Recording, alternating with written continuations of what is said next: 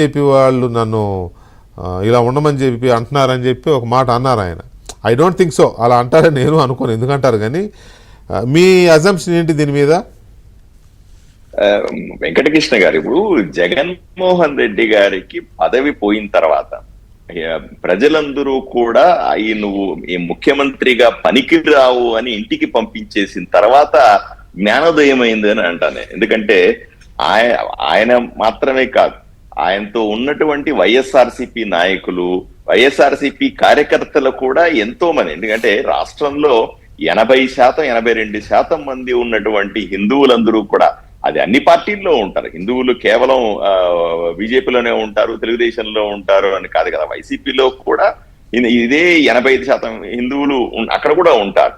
వాళ్ళ దగ్గర నుంచి కూడా చీత్కారం వస్తేనే కదా, వాళ్ళ దగ్గర నుంచి కూడా అసహ్యం పుడితేనే కదా ఆయన ఈ రకమైనటువంటి ఎన్నికల్లో ఘోర పరాజయాన్ని చూడడం. ఇది వచ్చిన తర్వాత కనీసం తన కార్యకర్తల్ని, వైఎస్ఆర్సీపీలో ఉన్నటువంటి హిందువుల్ని వాళ్ళనైనా సరే కన్విన్స్ చేసుకునే పరిస్థితి లేని సందర్భంలో ఆయనకి తప్పని పరిస్థితి ఉంది అని అంటాను నేను.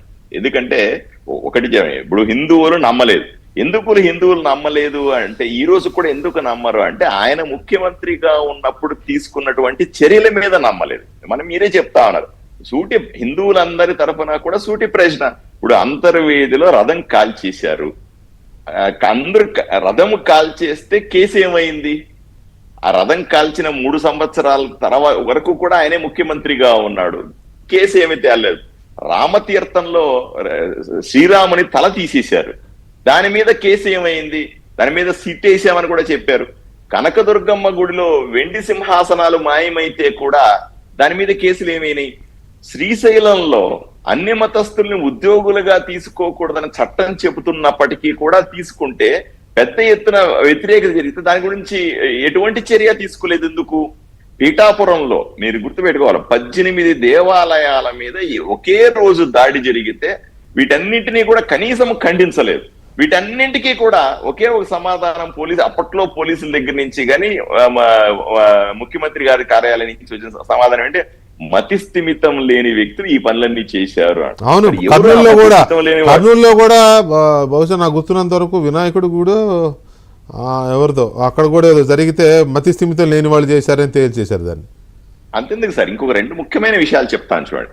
అప్పట్లో జగన్మోహన్ రెడ్డి గారు ముఖ్యమంత్రిగా ఉన్న సందర్భంలో గణేష్ నిమజ్జనం, గణేష్ ఉత్సవం జరిగితే, గణేష్ పండగ వస్తే ప్రతి వీధిన పెట్టుకునేటువంటి మండపాలకు పర్మిషన్లు ఇవ్వడానికి ఎంత సతాయించారు. పోలీసుల అనుమతులు కావాలని చెప్పి ఇంత సైజు ఉండాలా, అంత సైజు ఉండాలా, విగ్రహం ఇంత పెద్దదిగా ఉండకూడదు, అంత చిన్నదిగా ఉండాలి, ఇన్ని రకాల ఆంక్షలు పెట్టి గణేష్ నిమజ్జనాన్ని, గణేష్ పండగని, గణేష్ మండపాలని అడ్డుకున్నది జగన్మోహన్ రెడ్డి కాదని సూటిగా ప్రశ్నిస్తా ఉన్నారు. దేవాలయాల కబ్జాలు, దేవాలయాల భూములు విపరీతంగా కబ్జా చేస్తూ ఉంటే కూడా పట్టించుకున్న నాదుడే లేడు. ఇంకొక ముఖ్యమైన విషయం, జగన్మోహన్ రెడ్డి గారు ముఖ్యమంత్రి ఉండగా వాహన మిత్ర పథకం అంటారు, అంటే ఆటో డ్రైవర్లకు ఆటోలు ఇచ్చే పథకాన్ని, దానికి సంబంధించిన డబ్బులు లేకపోతే, ప్రభుత్వం దగ్గర డబ్బులు లేకపోతే నువ్వు ఇవ్వకూడదు పథకాన్ని. కానీ ఆ పథకం అమలు చేయడానికి ఒక జీవో రూపంలో ఇచ్చి దేవాదాయ శాఖకు సంబంధించిన నిధులను దారి మళ్లించి నువ్వు ఆటోలు ఇచ్చి, ఇది ఎవరెప్పటి సొమ్ము అంటాను.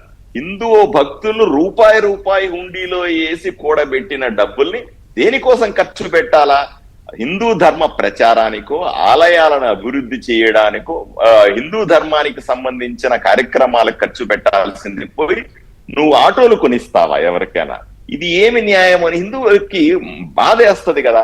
నేను అసెంబ్లీలో నేరుగా మాట్లాడిన అంశం, డిక్షనరీలో ఒక అంశం గురించి, అంటే దేవుడు అనే పదానికి నిర్వచనం గురించి ఆలోచన చెందిన వాడని మాట్లాడిన అంశాన్ని కూడా, దానికి ఇవన్నీ కూడా చాలా అంతెందుకు పోని హిందువుల్ని ఆ రకంగా అణిచేసినావు కదా, హిందూ మనోభావాలను దెబ్బతీసినావు కదా, పోని క్రిస్టియన్స్ ని ఏ విధంగా, తన సొంత మతమైనటువంటి క్రిస్టియన్లు ఏ విధంగా ఇబ్బంది పెట్టారో నేరుగా పాస్టర్ వచ్చి మాట్లాడుతా ఉన్నాడు అక్కడ. పోని ముస్లింస్ కు సంబంధించినటువంటి ఇబ్బంది పెట్టాయి, ముస్లింస్ సంబంధించిన చాలా బుజ్జగించాను, వాళ్ళంతా నా వైపే అని చెప్పుకున్నావు కదా. ఈ రోజు ఒకే ఒక అంశాన్ని చెప్పాల్సి ఉంది.